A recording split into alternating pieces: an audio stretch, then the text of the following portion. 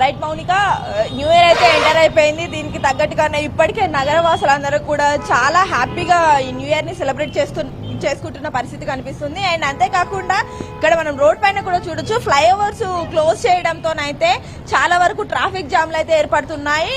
అంటే after corona తర్వాత పరిస్థితులన్నీ కూడా చాలా తారుమారు అయిపోయాయి. కానీ ఈ రోజు 2024 సందర్భంగానైతే, న్యూ ఇయర్ సందర్భంగా ప్రతి ఒక్కరు కూడా ఈ రేంజ్ లో, అంటే దాదాపుగా సాయంత్రము 6 గంటలకి 7 గంటలకి లేదా 9 గంటల సమయంలోనైతే ఎక్కువగా ట్రాఫిక్ ఉంటుంది. మళ్ళీ ఉదయము అట్లా ఉంటుంది, ఉదయం అలా ఉంటుంది.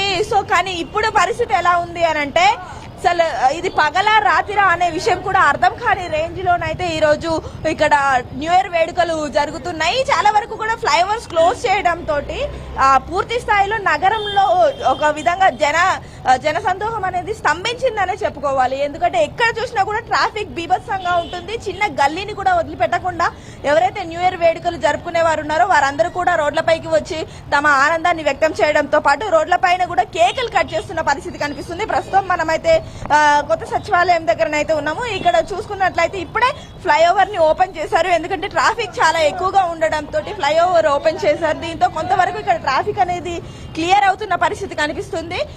ఎక్కడికక్కడ కూడా ఎవరైతే కేకులు కట్ చేసే వాళ్ళు, ఎంజాయ్ చేసే వాళ్ళు, న్యూ ఇయర్ ని సెలబ్రేట్ చేసుకునే వాళ్ళు ఉంటారో వారందరూ కూడా రోడ్లపైకి వచ్చి హ్యాపీ న్యూ ఇయర్ అంటూ కూడా మనకు చెప్తున్న మాటలు అయితే వినిపిస్తున్నాయి. ఇక్కడ మనం చూసుకున్నట్టయితే ఒక పండగ వాతావరణం అయితే కనిపిస్తుంది మౌనిక. ఎస్ లిఖిత, మీరు చెప్పినట్టు ఆ జోష్ అయితే కంటిన్యూ అవుతుంది కదా. అంటే ఇప్పుడు మీరు ఇప్పటి వరకు ఉన్నారు అంటే 12 గంటల టైంలో కంటే ట్రాఫిక్ ఇప్పుడు ఎక్కువ పెరిగిందా? ప్రతి ఒక్కరు డిస్పస్ అవుతూ ఎవరికి వాళ్ళు వెళ్లే ప్రయత్నంలో పోలీసులు ఇప్పటికే డ్రంక్ అండ్ డ్రైవ్ టెస్ట్ కూడా చేస్తున్నారు కదా. ప్రత్యేకించి పోలీస్ డిపార్ట్మెంట్ నుంచి నగర వ్యాప్తంగా ఇబ్బందులు కలగకుండా ఎలాంటి ఏర్పాట్లు అవి చేశారు? ఆ డీటెయిల్స్ ఎలా ఉన్నాయి లిఖిత?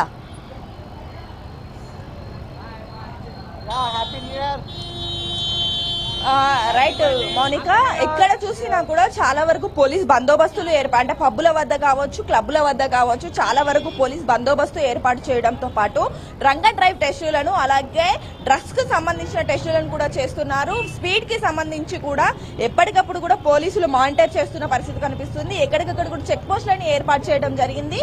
దీనికి తగ్గట్టుగానే ఎవరైతే డ్రంక్ అండ్ డ్రైవ్ లో పట్టుబడతారో వారిపై కూడా కొంచెం పక్కకు తీసుకెళ్లి వాళ్ళతో మాట్లాడి వారిని ఇంటికి పంపించే ప్రయత్నం కావచ్చు, అలాగే ఏదైతే పోలీస్ స్టేషన్ కి పంపించే ప్రయత్నం కూడా చేస్తున్నారు. అంటే కొంతమంది మారం చేస్తున్న పరిస్థితి, తాగి మేము తాగలేదు అని చెప్పేసి మారం చేస్తున్న విజువల్స్ కూడా మనకి ఇందాకే వచ్చాయి.